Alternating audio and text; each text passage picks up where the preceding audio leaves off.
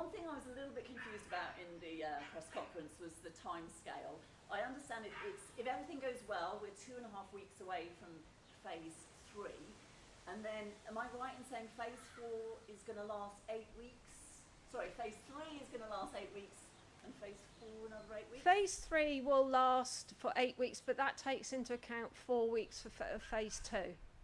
Then we're looking at possibly phase 4 lasting 8 weeks, but we're very much saying this is just indicative at the moment. It's based on the information we've got at the moment. It's not set in stone, and there are other factors that could make it come faster than that. Basically, if things go well, we don't get more cases. If we get our new extended testing facilities, that could shorten it right down. So really what we wanted to do here is take a cautious approach. So we're not, as I was trying to say in the press conference, what we don't want to do is overpromise and underdeliver. We've taken that cautious approach throughout all this, and so we want to say this is like possible, but there are other things that could influence it. Another sort of main thing that came out at today's press conference was about the BETS, this new testing scheme. Can you give us a bit more detail on that? Is it antibody tests? Is it the antigen tests? What's it all about? That's something you really need to talk to Dr. Brink about. All I do know is it's going to really increase the number of tests that we can undertake. And really and I think that will be a game changer in terms of speeding up our move out of lockdown, because then we'd be able to test all health and care workers within schools, in care homes, so we get a better idea of what's going on in the community. So that'd be a big thing, and that is definitely Nikki Brink's baby. And you said the other week that you're looking at the fee structure of the private GPs here in Guernsey. Have you had any chance to sort of look at those details a little bit more? Yeah, we are. We have been in discussion with GPs, and I'm looking forward to be able to announce something later this week. Oh, so you can't say. I'm not going to say anything at the moment, no. All right, fine. But staying on the subject of GPs, they obviously did a lot of work in setting up the special surgery that was at the Longfree. They did a lot of work to move into the chest and heart unit. Are they getting paid for that? Was there some sort of contract there? Because I've heard just rumours that there is some sort of tension there. What we can say, we'll provide more information later in the week. Okay. All right, lovely. Be patient. All right. Can I ask you something else I wanted to pick up on that you said I think it was last week, you mentioned that moving forward, the island needs to consider all of its sacred cows as part of the economic recovery. Can you be specific? What are those sacred cows? What I'm trying to say is we need to look at this and say what it is that we want the Baywalk to look like in the future. We've been doing things the same way, and things evolved in it, and we hold certain things as more important than others perhaps. But I think we need to look at this. I think it's making us sit back and think what is important to us as a community now.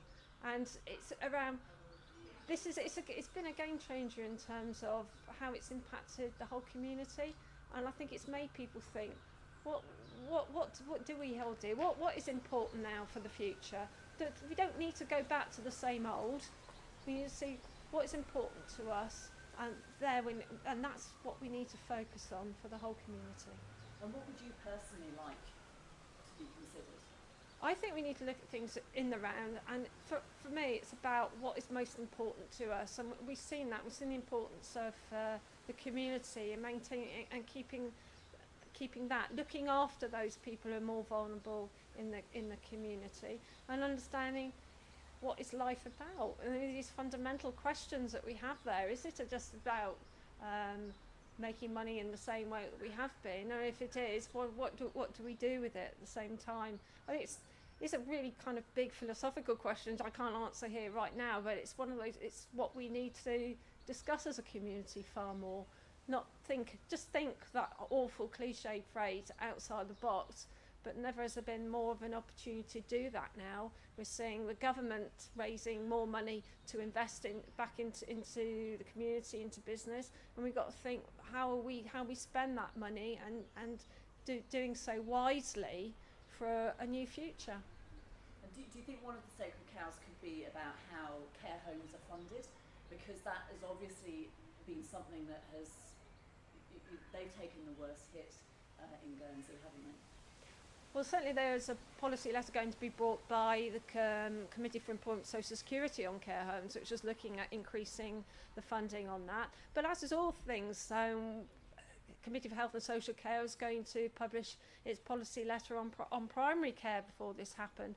With all these, we need to sit back and stand back and say, well, in the context of post-pandemic position that we'll be in, what do we need to do now? What have we seen that means that we need to do things differently? We've got to use what we've learnt from this in determining what we think is right for the future.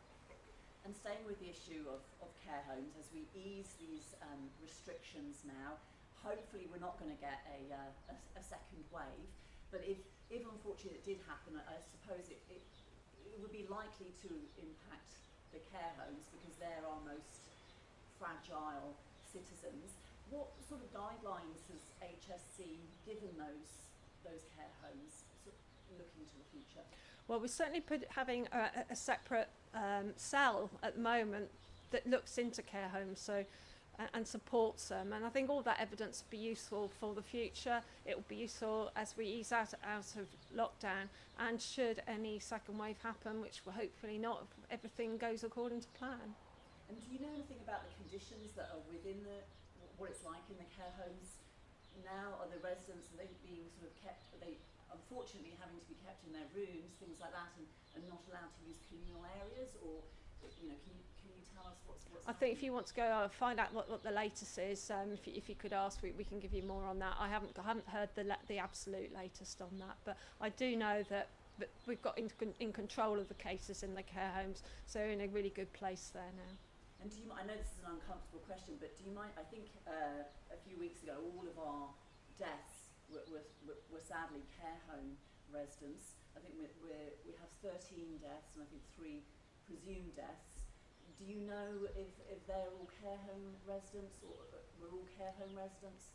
I believe they were, yes. And is there anything more that HSC could be doing then to help the sector? I think the staff have done a fantastic job.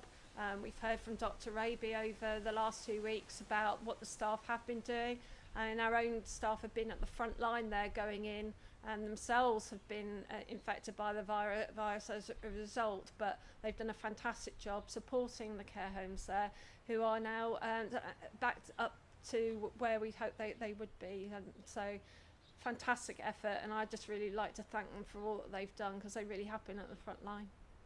And what is it sort of that keeps you up at night right now? Is it the potential for a second peak? Are you worried about the economic impact, or what is your sort of biggest fear right now?